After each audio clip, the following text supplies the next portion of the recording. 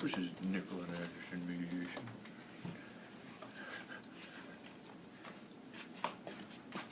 Thank you for taking a seat, sir. You're welcome. My name is Nicholas Anderson, and I'm your mediator today. Okay. And we've gathered here because there's some sort of issue that has arose, and we are, here to mutually come to an understanding and agreement that will peacefully let us sleep here and work out whatever issues we have out. And I've been mediating for about 8 months now through the Oregon Institute of Technology. And what's your name? Gail. I'm Gail, and Brian. hello, Brian. So first what I'm going to do is I'm going to go over some rules that I have that I'd like to set in place and kind of keep things civil and keep us moving along. So the first rule I'm going to have is when one person's talking, I'd like to have the other party be able to remain silent, not interrupt, and let the person give their side of the story without any interruptions or feeling of threat or persuasion. You guys will have enough time, or as much time as you need, to be able to convey what you would like to get out on the table to me. So, don't worry about it. I've given you both some paper and pens to write down, so if the other person's speaking and there's something that comes to mind, just so you don't interrupt, just jot it down. When it's your turn, you can bring it up and get it out there. So, second rule I have is we can call a Cox if you need it. I will call one if I need to, individually talk to one of you, or if you need a break, to collect your thoughts, or just to go to the bathroom real quick, you're able to call one. But I do ask that you do call one when the other person is done speaking. Please don't just call one in the middle of their turn. So next is please keep things into the future where you're here to solve an issue that has already happened and look for an understanding and agreement for the future. Don't dwell on, this is what he did, so-and-so already did this. We're not here to talk about blaming and who did what. So I'd like to, when you're speaking, please speak only for yourself. Don't use the you statement, don't point fingers, and that'll keep things, civil and won't put pressure and threats on the other person. So if you can agree to these agreements, can I get a verbal yes from you, Gal? Yes. Are these something you can agree to, Brian? Yes. Okay, so now we got that out of the way. Let's get into it, and I always start with the person on my left. So Brian, why are we here today? Well, I'm kind of surprised by this a little bit. I've been working as a personal trainer at 36 Hour Fitness for not too long now. I really enjoy my job and my clients and all that stuff. But my manager here doesn't like my training style. I really like using free weights. It's a proven method of seeing quick results. It's a great way to get people in shape fast, which is essentially what people are looking for when they come to me. That's my whole client base right there, people that want to get in shape quickly and see results fast. So I like using free weights, but my manager, Gail here, doesn't like the idea of free weights and doesn't want me to use them, and is trying to prevent me from using these weights with my clients, which if I cut that out of my out of my training sessions, I'm afraid that my clientele will just drop off. Plus I feel like I'm not teaching people something that I believe in, which is that free weights are a great way to see results. Okay. Is that all you have for us right now? Yeah, that's about it for me for right now, at least. Okay. Sounds good. Gail, why don't you tell us what's going on?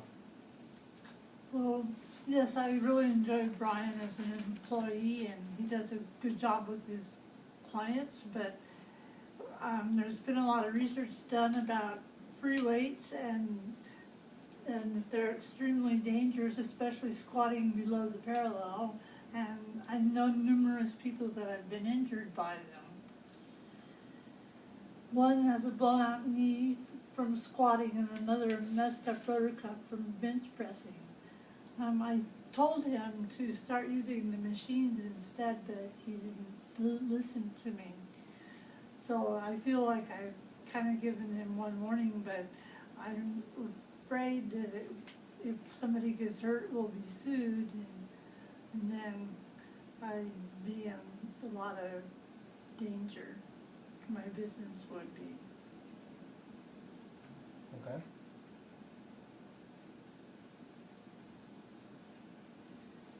Is that all you have for us right now? Mhm. Okay. So, I'm gonna kind of recap here and see if I've got, you know, both your understandings. So, Gail, you noticed that Brian's been training people using free weights, correct? Yes. Okay. And you personally feel that there's great potential for injuries due to these free weights, and if you don't use them properly, is that correct? That's correct. Okay. And you don't want a potential injury and a lawsuit on your hand, is that what I'm hearing? Mhm. Okay. And Brian, you're a trainer at her gym, and you like using free weights, and you feel like that's the best way to gain results, correct? Yeah. Okay. And you haven't seen or had personally a potential injury or heard of one? No, well, and that's where I'm kind of confused. I feel like she doesn't trust me as a trainer. You know, I can guarantee nobody's going to get hurt under my watch. Nobody ever has in the 3 years I've been doing training, and I don't foresee it ever happening. You know, I do my job and I do it well. That's why I'm somewhat confused by this. I feel like she doesn't trust me. Okay. And Gail, do you personally have any trust issues, or is I that? don't have any trust issues Okay. with him. I just, he's not always there, and his clients come in and use the free weights, and if they use them improperly, they get in a hurry, then they slip and fall and hurt themselves. Because as much as he trains, people can forget what they've been trained to do. Okay. It's just human nature. Okay. And do you understand where she's coming from, Brian? That, you know, you're not always there, correct? Yeah, I'm not always. So you're not always there to be able to monitor your clients, and you know, there might be the fear that something could happen not on your watch. You have that understanding? Yeah, I do. Okay. So let's kind of recap here. So you would like Brian to, from what I'm hearing, is that you would like Brian to, you know, use more machine rather than free weight when training clients, correct? Correct. Okay. And you don't see why there's an issue for using free weights? Well, I now somewhat see more clearly why there's an issue, why she has an issue with free weights. It makes me feel better knowing that it's not my personal training. She's worried about them when they're not coming in with me. I see that a little more clearly. Okay. So. Okay. So I feel like, is that, you both got everything out that you want? Yeah, I do. Okay. Yeah. Okay. So thank you for sharing, and I'd like to move on, you know, to setting up sort of an agenda and seeing if we can kind of get to the root of the problem, figure out some sort of agreement, you know, and be able to walk away happy here. So, have you ever considered, you know, maybe trying free weights and seeing how your clients like them? No, I don't. I'm not. Or not open free to that weights, at but all. machines, sorry. Yeah. Oh no. Yeah, I'm not open to switching my training style. So you're pretty set on I'm pretty that. set on Okay. it, yeah. And how do you feel about that, Gail? You know. Well, I hate to lose him as an employee, but I feel like I'm the manager, and I have to make tough decisions, and if it need be, I guess that's what it would come to. What would that be? I would have to let him go. Okay. So you're not willing to change your method at all, correct? No, I feel like there are probably better solutions than just an all or nothing mentality here. Okay, and do you have any suggestions what those methods would be? Well, I know, I'm now realizing that she's concerned with the people I'm training when I'm not with them. And at some other gyms I've been to, they have a trainers only area. What if we put the free weights in a trainers only area, and that way I can train my customers or my clients in these areas, and then when they come in on their own, they're not allowed in there because it's trainers only. Okay, that's one You know, and maybe I might be open to giving them insight into working with some machines that are comparable to those free weight workouts, so when they're on their own they can still do something that's effective. Okay. I mean, I still want to work here, I just don't want to be teaching my clients things that I don't believe in. I think, you know, obviously they do something, but I think they're a lot, you know, free weights are a much better option. Okay.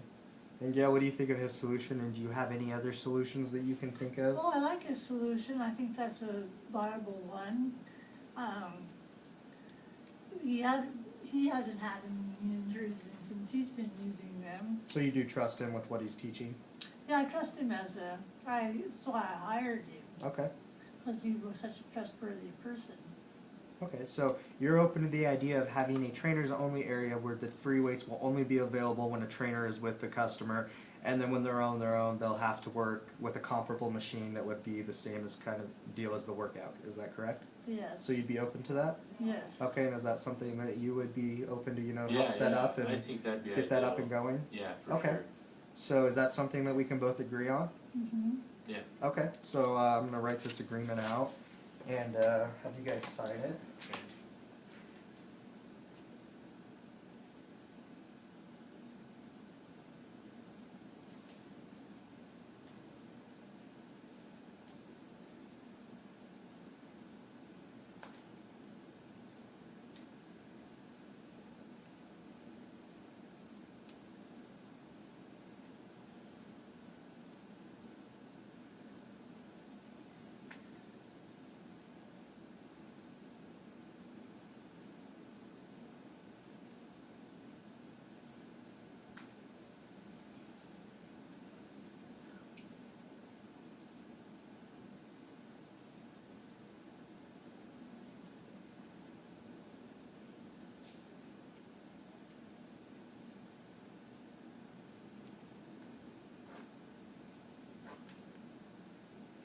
Alright, why don't you look this over, Gail, and tell me if there's anything you'd like to change, and give it a signature down there at the bottom.